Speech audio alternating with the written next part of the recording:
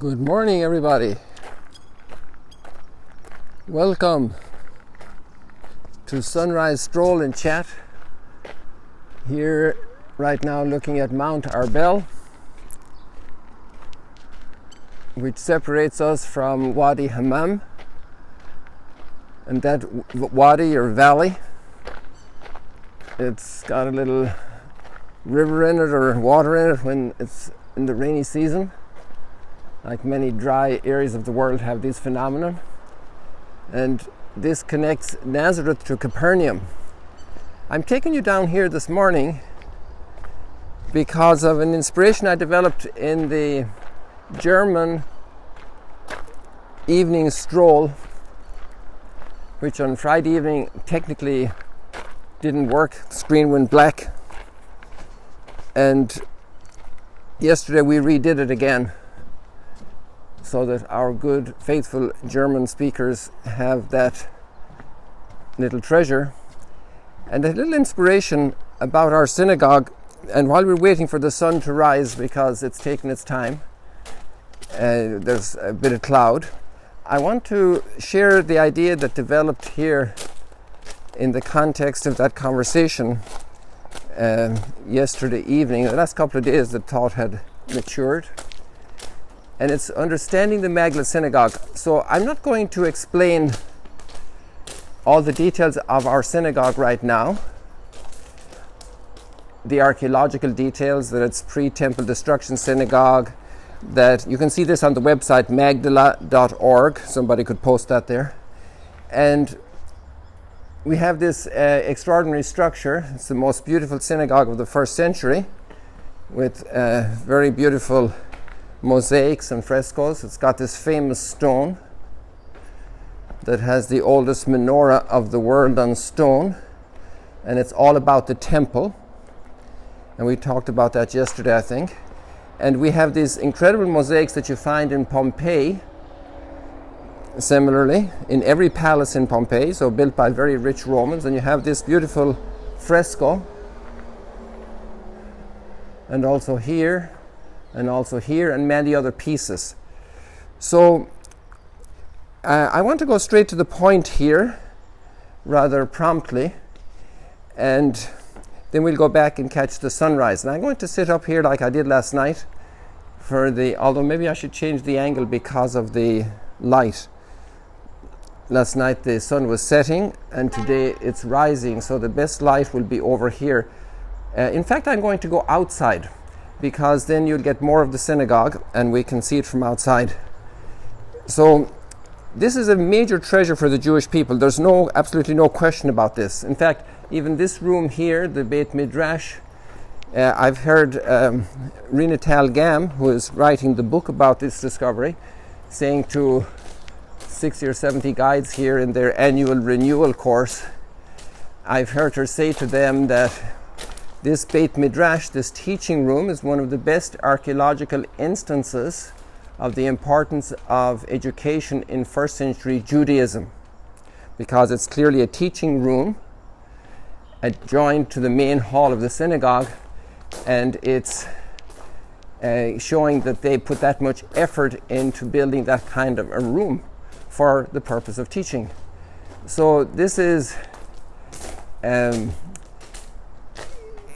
a very rich discovery for the Jewish people, being the most beautiful synagogue that has ever been excavated from the first century. So I'm just going to stop here right outside the synagogue, right outside our synagogue. When is the last time you heard a Catholic priest saying our synagogue? So here with the tripod, I think we can do this pretty well here. And the reason I'm doing this, what I want to do here, the purpose is to give you, maybe I'll go with an angle and get a little more, the opposite angle than from last night. Okay, here might be good. Exactly. Okay, so this is a very big treasure for the Jewish people, but it's also a huge treasure for us Christians. And what's the reason for that? Well, the Gospels say that Jesus preached and healed in the synagogues of Galilee, and not only once. Like a very clear one is Matthew 4:23, but it's all over the place. It's in there many, many, many times. And we see later on Paul going from synagogue to synagogue all over the Mediterranean periphery, the northeast Mediterranean, the northeast Mediterranean periphery, from here up around through present day Lebanon, Turkey, Greece, and on to Rome, and Malta, Cyprus. So everywhere he goes, he starts in the synagogue. And this is normal because we're talking about a Jewish community, and he's coming from Jewish scholarship, St. Paul. And Jesus is, let's say, sociologically analyzed, he's like a rabbi, and he's called a rabbi. And that's what Mary Magdalene calls him in the morning of the resurrection. My rabbi, my teacher. And he's going around teaching from town to town and village to village. So then this happens to be the first synagogue, our Magdala synagogue, the first synagogue ever excavated, which matches those gospel lines. So, when Jewish people come here, they get mighty goosebumps. And when they see the synagogue, but when Christians come here, no matter what brand Christian the visitor is, they get goosebumps. So people used to ask me when I was traveling, what do you do in Israel? And I say, I run a goosebumps competition to see who gets the bigger goosebumps. And that's just one way of saying that this is the crossroads. This is a crossroads of Jewish and Christian history. And that's one of the lines we dubbed it. So go and check out the Magdala website at some point in your leisure and see those principles. This is a place of encounter, of meeting each other. It's a very iconic place. But on the other hand, I want to put that into a whole big context, and that's the point where I'm here this morning to talk about the significance of this archaeological discovery in 2009. Crossroads of Jewish and Christian history, being such an iconic place. And I want to do it on the taking hold of the readings from today. And this helps us to give a bigger context. Jesus was a masterful teacher, an incredible teacher, and he himself had a proverb for the good teachers, and he said, the wise teacher, the wise scribe draws from the treasure of the old and the new. Sometimes we have revolutionary moments and we want to throw out all the old. Okay, the people before us made some mistakes, so we want to throw them out. We want to erase their memory from the map, from the history. Rewriting history, reinventing the history.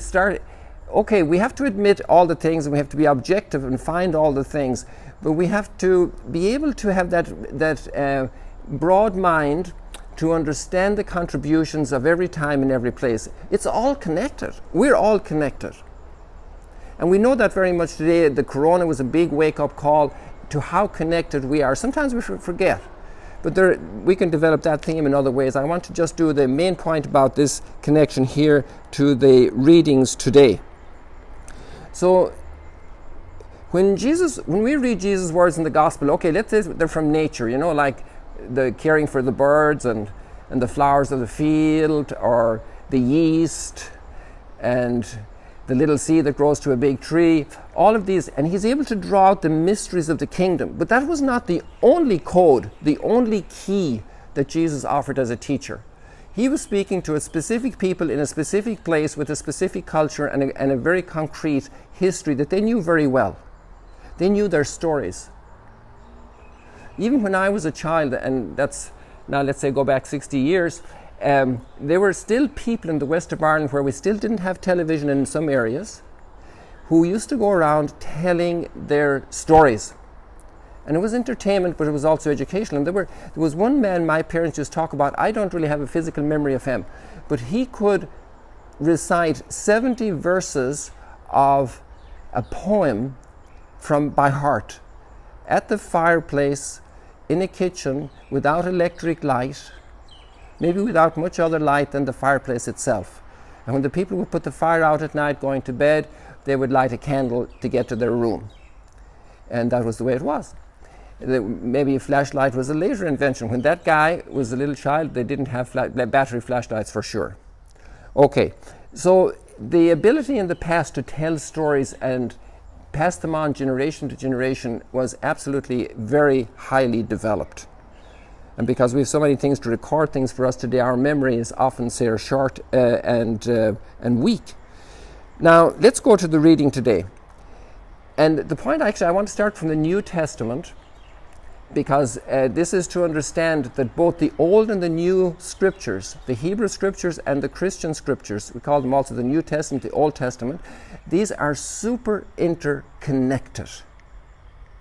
And if we read about a parable of nature and we never saw a shepherd and sheep and taking care of a little lamb with a broken leg, or a sheep caught in a thicket of bushes, then we'll miss a lot of the description. If we see that, it helps us to understand, oh, that's the way it was. And in the same way, the resources of the Hebrew Scriptures become the key to understand the meaning of the words of Jesus, because that's what the people understand. That's their cultural wealth, their cultural key, their cultural viewpoint, how they see the history, how they see the meaning of symbols and words and things. So in the Gospel today, we're up at Caesarea Philippi at the source of the Jordan River, and Jesus says to Peter, I will give you the keys of the kingdom, and whatever you tie on earth will be tied in heaven, and whatever you untie on earth will be untied in heaven. That's a very, very strong charge, authority, capacity that Jesus bestows on Peter. So how do we understand those words? What does that mean, the keys of the kingdom? So now we're reading from Isaiah chapter 22 in the first reading today at the Mass.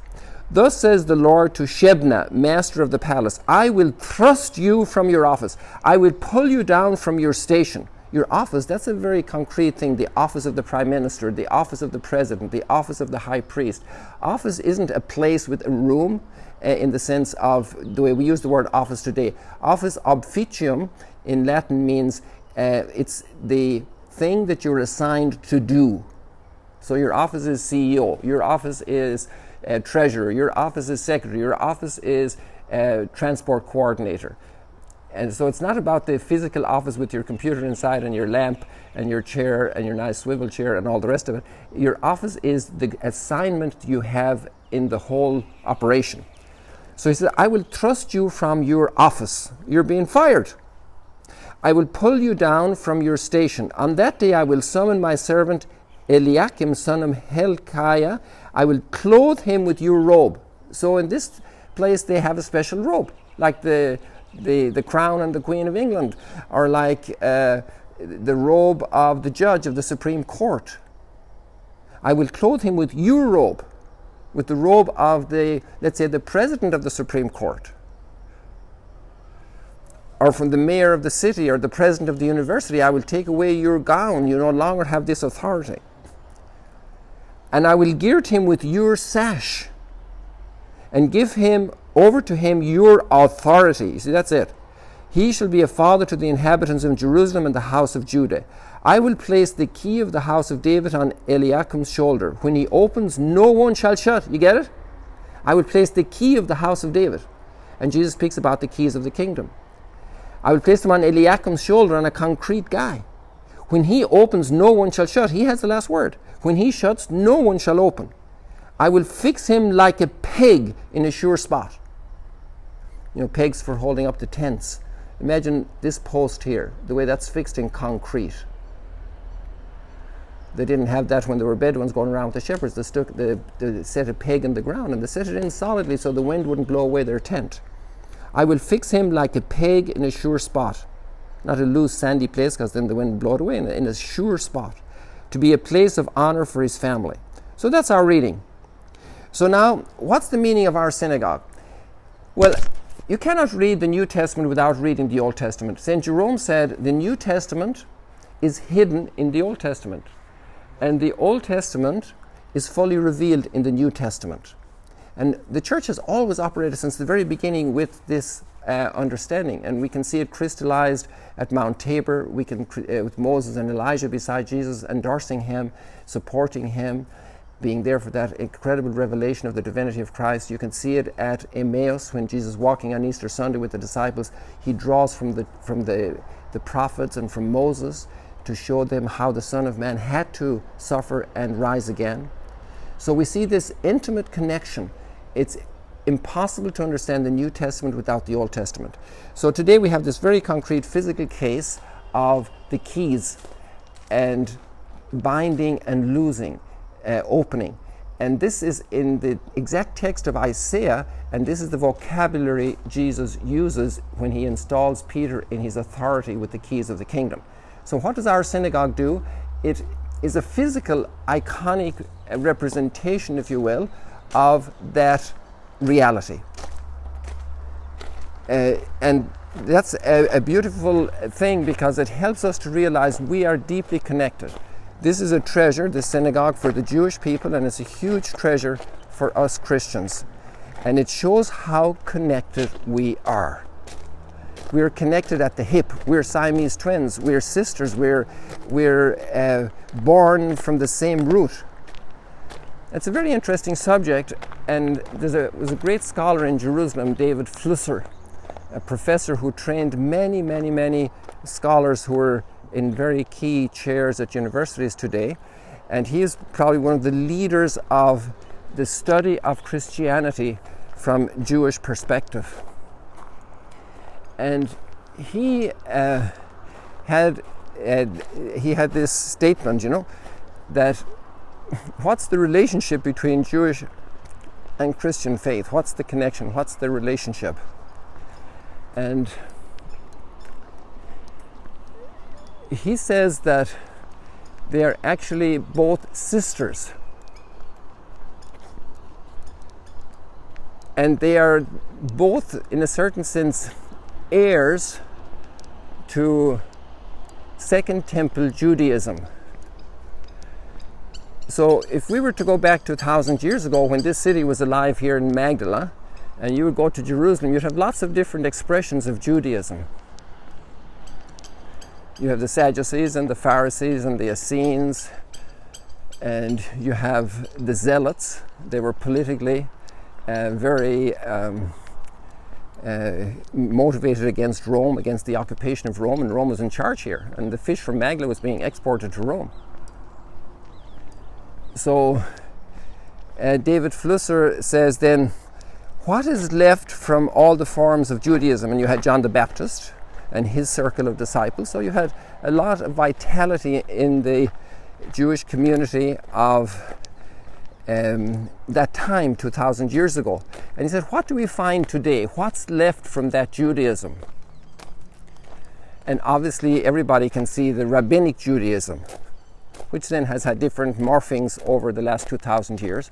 But basically rabbinic Judaism came on the center stage for Judaism after the destruction of the temple. But the other form of the heir, the heritage of the Second Temple, is actually Christianity. Why? Because the entire community, Christian community, was living the treasure of the Hebrew Scriptures.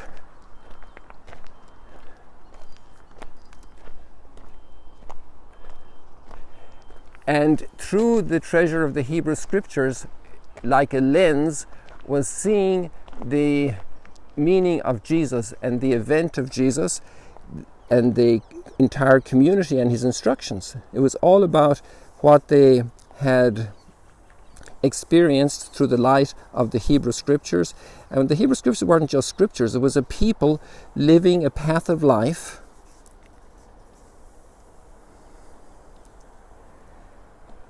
which was a memory of the great events of Abraham, Isaac, Jacob, Exodus, the exile, the prophets.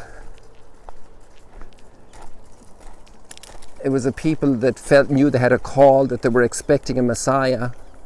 And all of this played into the understanding that the first community had. So they lived the consciousness of that treasure. Obviously, then with all the new energy and strength that Jesus brought, and the clarity and of his presentation of the scriptures. In the beginning it was not so. It was supposed to be this way. And Moses said this because of the hardness of your hearts, and look at the poor and trust in providence.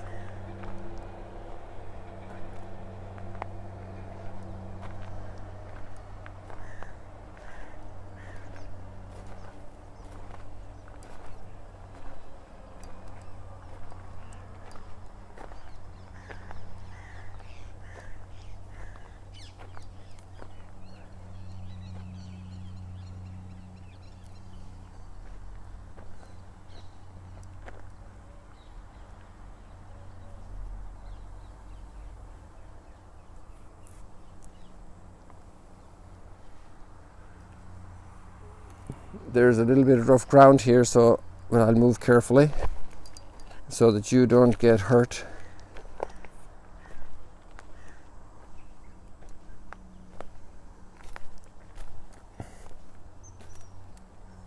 You see, I'm going to go through here just so you understand. You're getting to see all our backyard people. Look at these boulders. These are basalt stone. Volcanic rock.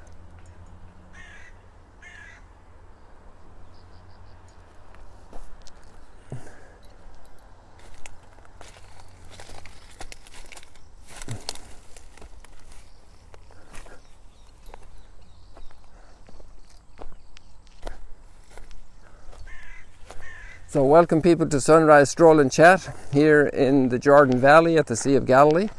And the Jordan Valley goes all the way from way up there at Caesarea Maritima, Mount Hermon, right up to, right down into, actually the Rift Valley goes right down into Central Africa. The deepest valley on earth.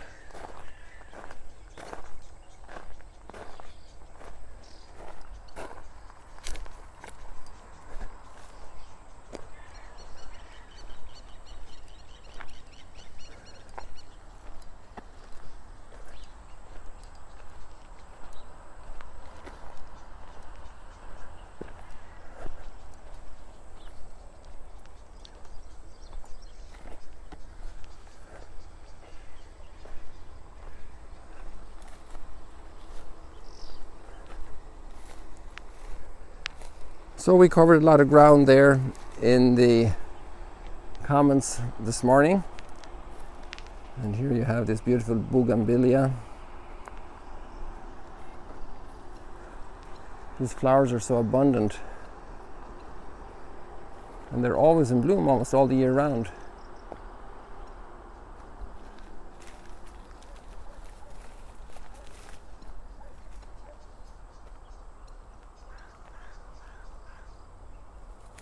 And this is the house where presently the interns are living.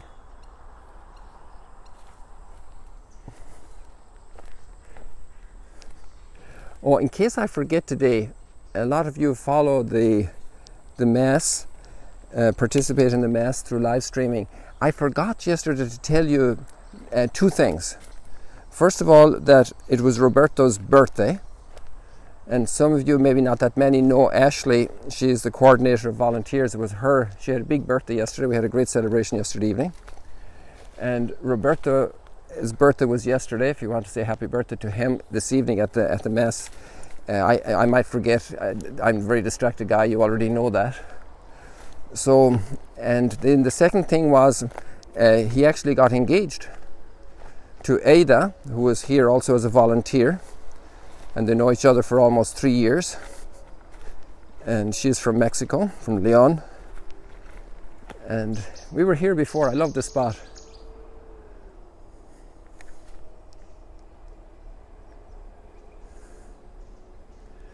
So we say a prayer for them, that God will bless them in their lives.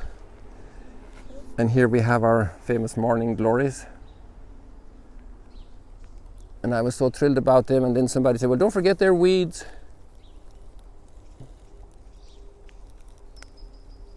You're much closer to them now than I am. Look at the little insect inside.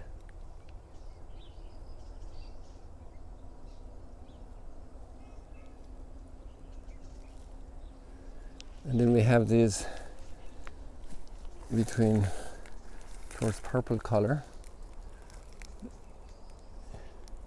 I imagine some of you are going to tell me that they're also weeds, so I'll go for it. There are not so many of those, but there are some.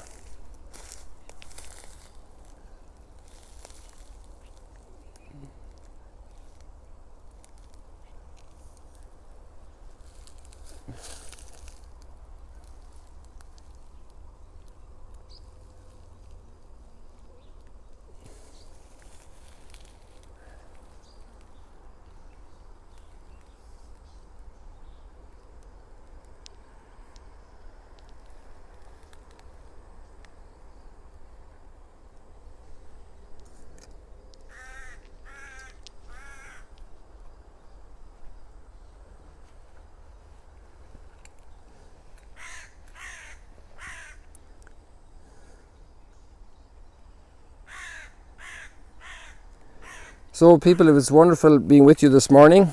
I would love to do a little more because there's some beautiful text there in the scripture, but you have the link so you can take them at your ease. Lord, your love is eternal. Do not forsake the work of your hands. That's our psalm. And there's a beautiful, beautiful text in Romans chapter 11. Oh, the depths of the riches and the wisdom and the knowledge of God. How inscrutable are his judgments, how unsearchable his ways.